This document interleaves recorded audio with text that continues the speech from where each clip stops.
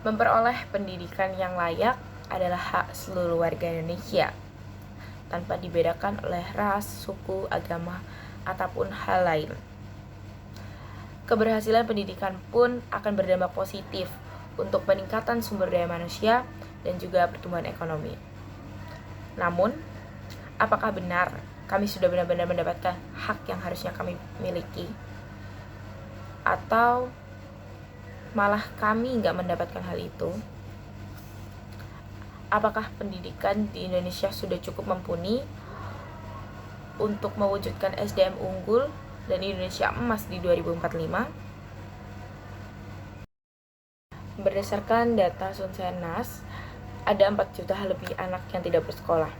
Ironisnya, tak sedikit dari mereka yang tidak bersekolah adalah anak-anak yang tidak lolos PPDB atau penerimaan peserta didik baru di sekolah negeri. Sejak diterapkan pada tahun 2017, sistem PPDB zonasi menjadi polemik setiap tahunnya.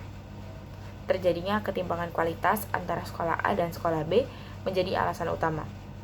Image sekolah favorit yang belum hilang ditambah informasi simpang siur mengenai cara agar lolos seleksi jalur rapot adalah dengan sekolah di sekolah favorit menjadi alasan mengapa banyak yang menghalalkan segala cara termasuk gratifikasi agar bisa bersekolah di sekolah negeri favorit. Saya terpilih untuk menjadi perwakilan DPR untuk Jatim 1, saya akan melakukan yang pertama adalah untuk fungsi legislatif, yakni menerapkan kurikulum merdeka di seluruh Indonesia dengan bantuan MOPK atau modul pelajar merdeka. Seperti yang kita ketahui, tidak semua sekolah bisa mengenyam pendidikan dengan kurikulum baru, yakni kurikulum merdeka. Dengan adanya MOPK ini, saya harapkan seluruh warga Indonesia bisa mengenyam pendidikan dengan sama dan rata dari Sabang hingga Merauke. Yang kedua adalah mengkaji ulang Permendikbud nomor 14 tahun 2018 mengenai sistem PPDB zonasi.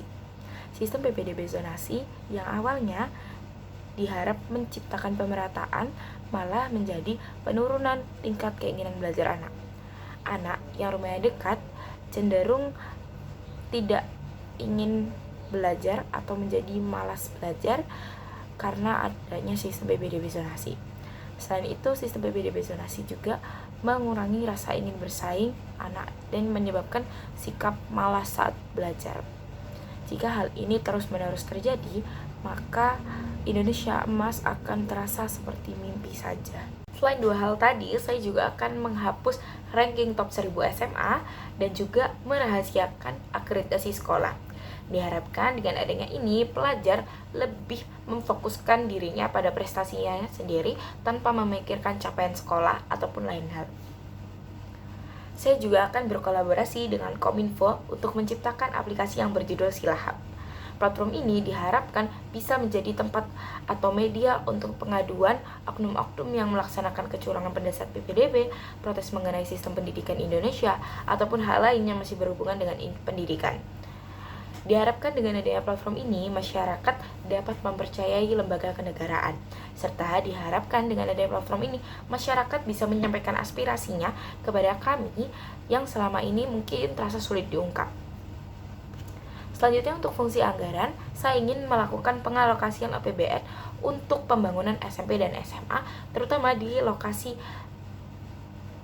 atau di daerah 3T.